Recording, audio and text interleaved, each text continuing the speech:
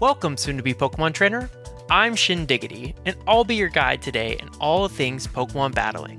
Whether you're familiar with Pokemon or brand new to it, this video will teach you all of the basics you need to know in order to start battling with your friends.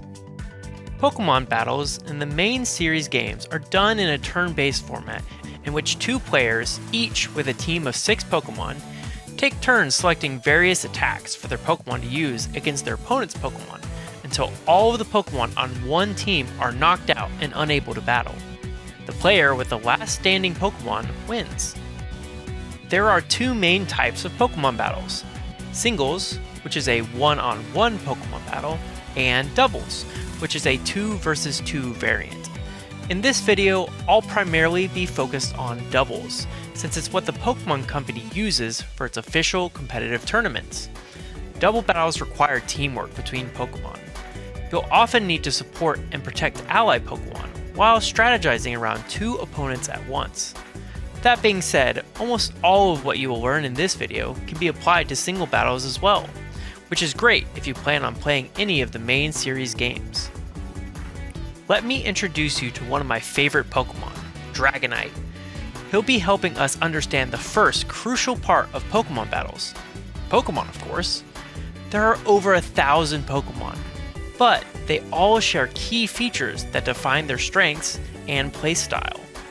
These features include their typing, ability, held item, moves, nature, and stats. Every Pokemon has a single type, or a combination of 2 types.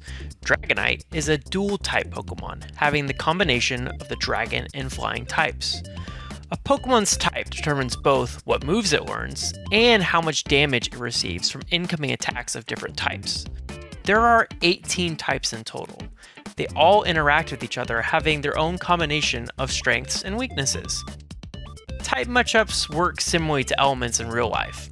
Water puts out fire, fire burns grass, and grass absorbs water. When a Pokemon's attack has a type advantage, it deals double damage, which is called a super effective hit. Using a super effective move can sometimes knock out an opponent's Pokemon in a single hit, while a resisted move will deal much less damage. Learning type matchups helps you choose the best move in every situation. Most modern games will indicate the effectiveness of your moves, but you can also reference a type chart. Keep in mind, dual-type Pokemon stack their weaknesses and their resistances, like how Dragon and Flying types are both weak to Ice, leading to poor Dragonite taking 4 times as much damage from Ice-type attacks. Every Pokemon has an ability that acts like a special effect while the Pokemon is in the battle. The effect of the ability could boost that Pokemon's damage, protect it from certain attacks or status effects, or create a certain condition that hinders the opponent. Some Pokemon can choose between 2 or 3 abilities, but every Pokemon can only have one ability at a time. Dragonite's ability, for this demonstration, is Multiscale, which blocks half of an incoming attack's damage while he's at full health. Knowing your Pokemon's ability is important to maximizing its full potential. Held items are something that you can give your Pokemon to make them stronger in battle. Some items last the entire battle, while others are used up, like berries that are eaten by the Pokemon. Some items boost the Pokemon's damage, while others protect or heal them during the battle. Dragonite's held item is a set of loaded dice. These increase the number of hits for certain damaging moves. I've been talking a lot about these moves, or attacks, so let's take a closer look at them. Your Pokemon can have up to 4 moves, and we break them into 2 types: damaging moves and non-damaging moves. Damaging moves or attacks are what we think of most often in battles, since they reduce the hit points of our opponent's Pokemon. If a move matches the Pokemon's type, it gets a bonus called Same Type Attack Bonus, or STAB, which increases its damage. Non-damaging moves, also referred to as status moves, are very important to battle. While they don't do direct damage, some status moves do passive damage over time, or heal your Pokemon, or protect your Pokemon from incoming damage altogether. Every move has 3 stats, and occasionally a secondary effect.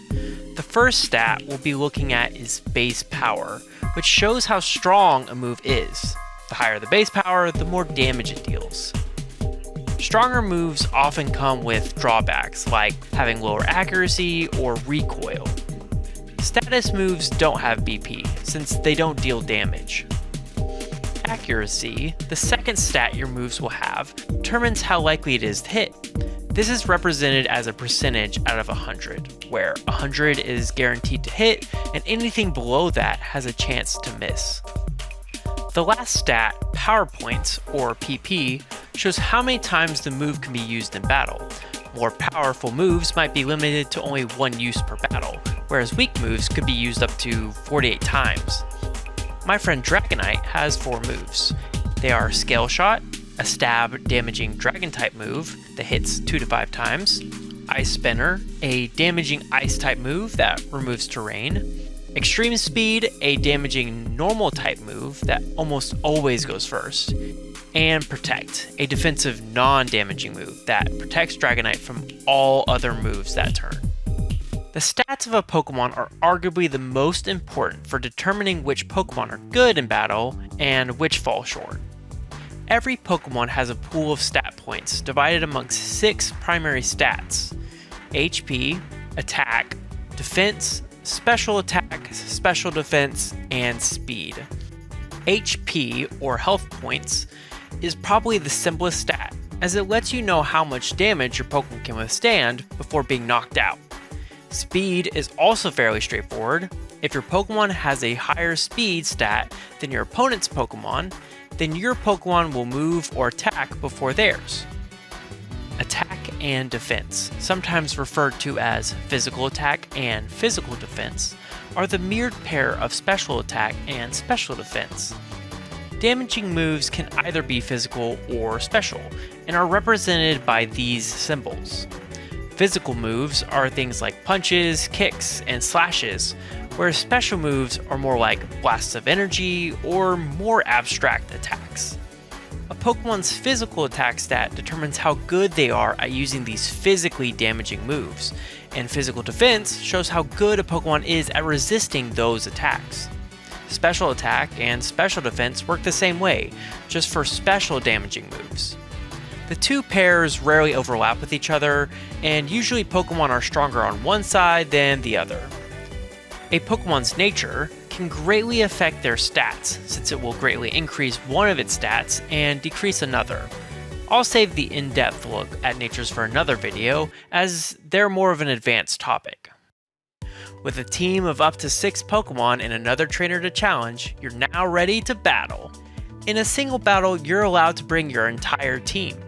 But in the official VGC format, you can only bring 4 out of the 6 Pokemon on your team to the battle.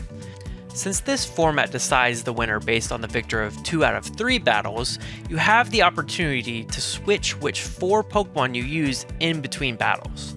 This provides another level of strategy. After selecting which members you're bringing to the battle, you must choose your lead Pokemon. These are the Pokemon that you think will give you the best advantage based on your opponent's team. With each player's lead Pokemon on the battlefield, the battle has begun. At this point, each player can either choose to attack their opponent's Pokemon with one of their 4 moves, or switch their active Pokemon with one of the other Pokemon they brought to the battle but are not currently on the battlefield. Keep in mind that Pokemon switching into battle this way will not be able to attack, and this takes place before any other moves on the battlefield. This decision is made simultaneously, without either player knowing what their opponent has selected until they've both made their decision. From there, you get to watch how the turn plays out, starting with any Pokemon switching in or out, followed by the various Pokemon's moves in the order of their speed stats, and then lastly, resolving any ongoing effects due to moves or abilities. This marks the end of the first turn. Every turn following is the same choice of attacking or switching based on the moves that your opponent has made and the influence of random chance. Pokemon battles have some level of randomness, like the accuracy checks we mentioned prior. Every damaging move has a small chance to land what is called a critical hit, dealing more damage than normal, This can seriously change the tide of a battle, and is one of the factors that makes Pokemon battles always interesting. If your Pokemon is knocked out, you'll get a chance to replace it with another Pokemon, unless you have no more Pokemon that are capable of battling. Battles are a mix of strategy and prediction. You won't always know what your opponent will do, but thinking ahead can give you the upper hand. You might be wondering to yourself, how do I know whether I should attack or switch out my Pokemon? That's a great question. Here are some tips that you might find helpful in battle. If your Pokemon resists incoming damage or can hit for super effective damage, go for it. Remember, your goal is to knock out your opponent's Pokemon. If your Pokemon is weak to the opponent's attacks, consider switching, but be aware that switching instead of attacking takes up your turn. Sometimes, it's better to let a weak Pokemon faint so a fresh one can come in safely. Now you know the essentials: types, abilities, moves, and strategy. Don't forget to use stab to power up your attacks, switch wisely, and practice against different Pokemon. Keep battling and soon you'll be competing like a pro.